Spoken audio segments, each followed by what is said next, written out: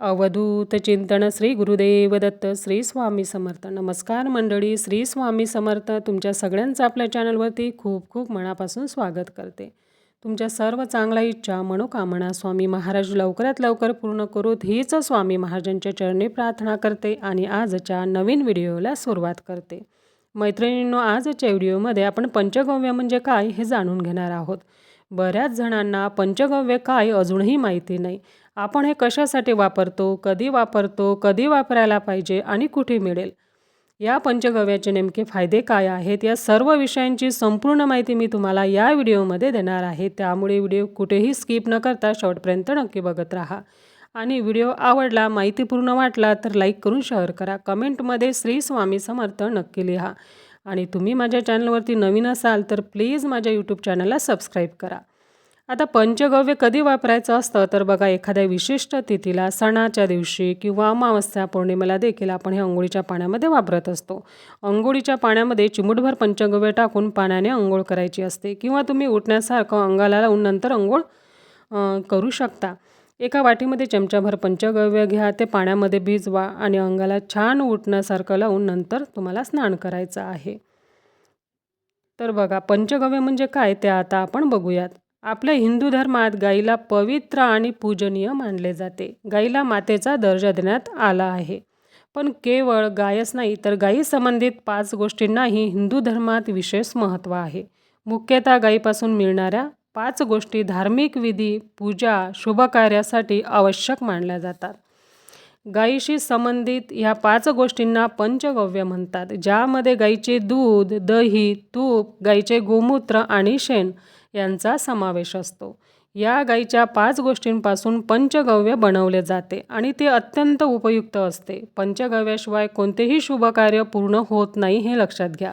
खेड्यांपासून ते शहरांपर्यंत कोणत्याही धार्मिक सण, शुभकार्य असू द्या, कुठली विधी असू द्या, पूजा असू द्या, यामध्ये पंचगव्याचा वापर करायला प्राधान्य दिले जाते. पंचगव्याचा उपयोग घरगुती शुद्धीकरणापासून ते शरीर शुद्धीकरणापर्यंत केला जातो. पंचगव्य बनवण्यासाठी या 5 गोष्टी ज्या वापरल्या आहेत ह्या अतिशय पवित्र मानल्या जातात. गाईचे दूध, दही, तूप आणि गाईचे गोमूत्र, शेण, ह्या 5 गोष्टींचा वापर केला जातो. या 5 गोष्टींपासून बनवलेलं हे पंचगव्य तुम्ही जर अशा विशिष्ट तिथीला किंवा तुम्हाला जर का दररोज शक्य असेल तर दररोज अंघोळीच्या पाण्यामध्ये घेऊन तुम्ही स्नान करू शकता. किंवा शनिवारी, अमावस्येला, पौर्णिमेला तुम्हाला आवर्जून अंघोळीच्या पाण्यामध्ये चिमूटभर पंचगव्य घेऊन तुम्हाला स्नान करायचं आहे. आता या पंचगव्याचा उपयोग आणि पंचगव्य लावल्याने आपल्याला काय फायदे होतात ते आपण बघूयात. तर हे पंचगव्याचं पाकिट तुम्हाला स्वामी महाराजांच्या केंद्रामध्ये मिळतं. अगदी 10-15 रुपयाला हे पाकिट आहे, जास्त महाग नाही, स्वस्त आहे. आता हे पंचगव्य जर का आपण अंघोळीच्या पाण्यात वापरलं तर यामुळे आत्महत्येचे विचार येणे, मन अस्थिर होणे, आपली चिडचिड होणे, अभ्यासात लक्ष न लागणे, मनात वाईट विचार येणे, त्याचप्रमाणे बाह्य बाधा किंवा नकारात्मक विचार सतत मनामध्ये येणे, यासाठी हे पंचगव्य अतिशय प्रभावी आहे. यासाठी तुम्ही हे दररोज स्नान करताना अंघोळीच्या पाण्यात टाकून स्नान करू शकता किंवा पाण्यात, गुलाबजलमध्ये किंवा तुम्ही पाण्यात भिजवून अंगाला उटणं देखील लावू शकता. नंतर तुम्ही स्नान करू शकता. याचबरोबर तुम्ही जर का एखाद्या तीर्थक्षेत्री जाणार असाल, पवित्र नदीवर जाणार असाल किंवा संगमावर जाणार असाल, त्यावेळेस तुम्ही हे पंचगव्याचे पाकिट घेऊन जा आणि अंघोळीच्या आधी हे अंगाला लावून मग स्नान करा. बघा, याचे चमत्कारिक फायदे तुम्हाला बघायला मिळतील. मैत्रिणींनो, हे पंचगव्याचे पाकिट तुम्हाला स्वामी महाराजांच्या केंद्रात मिळतं, हे लक्षात घ्या.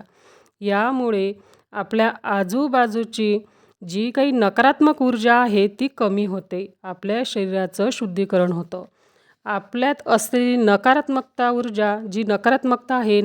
ऊर्जा आहे ती कमी होते. बाहेरील बाधा, करणी बाधा, आपल्याला काही दोष बाधा लागलेले असतील, आपली खूप चिडचिड होत असेल, आत्मविश्वास कमी झाला असेल, नैराश्य आलं असेल, काही त्वचेचे आजार असतील, या गोष्टी हळूहळू कमी व्हायला लागतात.